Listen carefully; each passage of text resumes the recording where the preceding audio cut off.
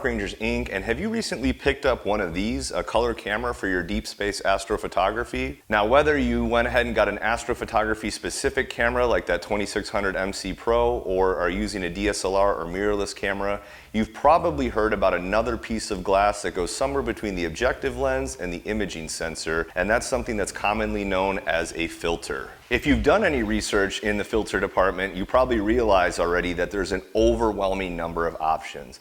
So which one do you go for, especially if it's your first filter? Now, most of them fall into two categories. You have your light pollution filter like this Optolong L Pro, and you have your dual narrow bandpass filter, which has become an ever increasingly popular option like this Optolong L Ultimate.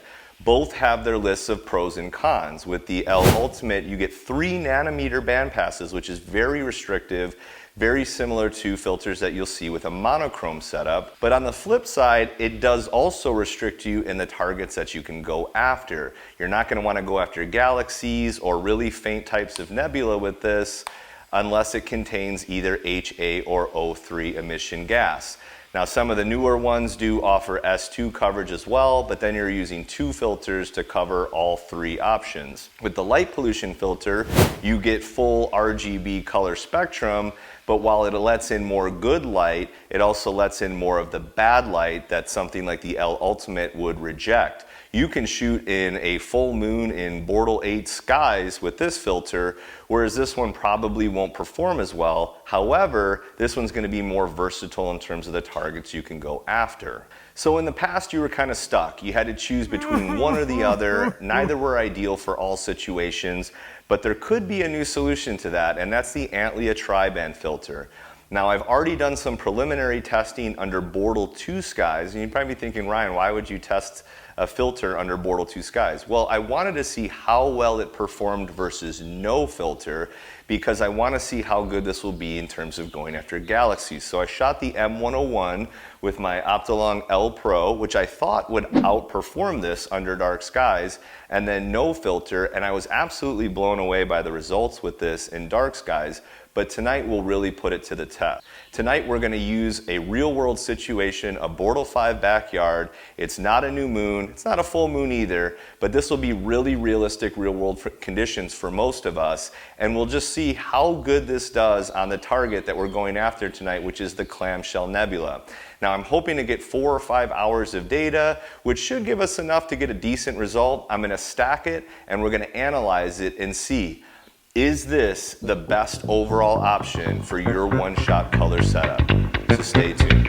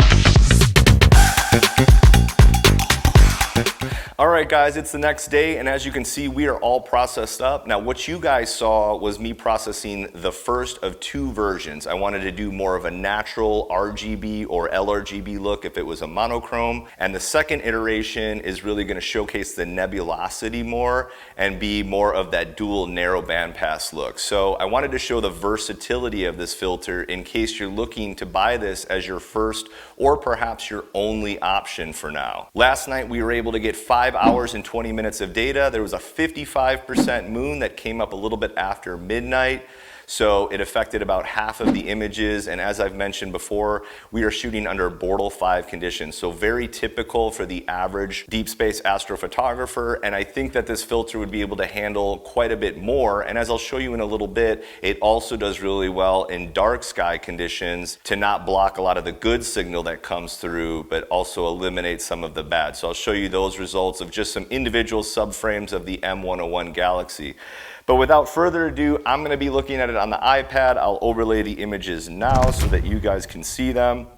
And looking at the RGB image, I think it does a great job showcasing that HA gas. Anywhere you see the light pink, like right around the core area, the kind of circular shape, that's where the O3 and the HA are mixing together. And you see a nice blue hue around that central star, which is kind of known as the pearl of the clamshell. You see that filament data to the left of center came out really nice and has some good contrast and detail to it as well. Now, on the flip side, the more heavily processed, or maybe the more narrowband look, really showcases the nebula and diminishes the stars quite a bit. As you can see in the first one, the Starfield was very heavy, so it does act a little bit more like a light pollution or even no filter in terms of star reduction. But with all the tools out there, it's obviously very easy to handle. We see some really good contrast in the nebula, and the noise was pretty reasonable given only 5 hours of integration time. So overall, I am really happy with the results of this filter, and so let's get to the final verdict. If you've seen any of my other equipment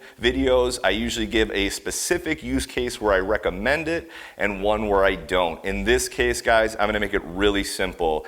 If you own a one-shot color camera, whether a deep space or a DSLR or mirrorless, I 100% recommend you add this to your arsenal. Whether it's going to be your first filter and your kind of do-it-all filter for now, or maybe you want to add it to an existing dual narrow bandpass filter so you can do like an HA RGB image. I actually have some HA data. I have 5 hours for my monochrome camera, and so I might add that to it just to get that HA RGB look and see how that looks. But you could also mimic that with something like the L Ultimate that I talked about earlier. And if you're wanting to use it as a simple light pollution filter, I think it not only lets in more good light, but it blocks a lot more of the bad light. And we'll be able to see that when we look at these Bortle 2 images. So I want to draw your attention to these individual subframes of M101 from a Bortle 2 on the new moon. And what we see here is obviously in the center, we have the no filter option where it's very white, it's the most bright of the three, and then on one side we have the L Pro, and on the other side we have the Triband. As you can see, the Triband filter is much closer to having no filter. On the L Pro, I was really blown away to see how much of a red tint there was considering how wide the band passes are. We're talking over 100 nanometers.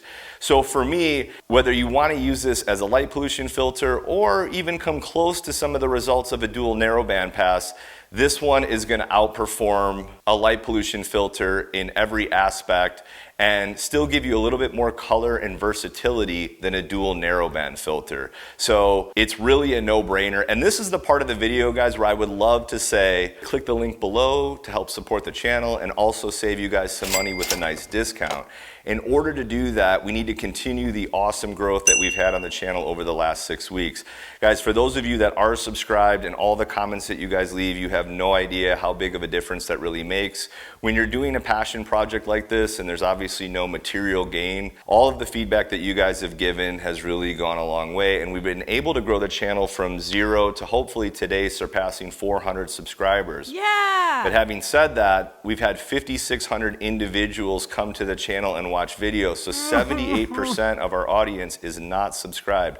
So if you could help me to help you guys in the future by subscribing, that way if I have over 1,000 subscribers, I can go to companies and say, hey, in exchange for an honest review, I'd like to get the word out about this product and also help the viewers of this channel to purchase it and save some money at the same time. So it's a win-win-win for everybody involved. To those of you guys that are already subscribed, thank you so much. As I've said, we've gone from 0 to hopefully 400 today in the last 6 weeks. To those of you guys that are already subscribed, thank you so much. You guys have no idea how much it means. and I really just wanted to take a moment to say that to you guys. And hopefully this video has been helpful, as well as many others. Guys, I think this filter is a no-brainer. I don't see a lot of people talking about it, and I wanted to show what it's able to do, because there's so many of us that are looking for that one op that's, by the way, very reasonably priced at $179, when you have a lot of these dual narrow bandpass filters going for almost $400, that I thought I have to take a moment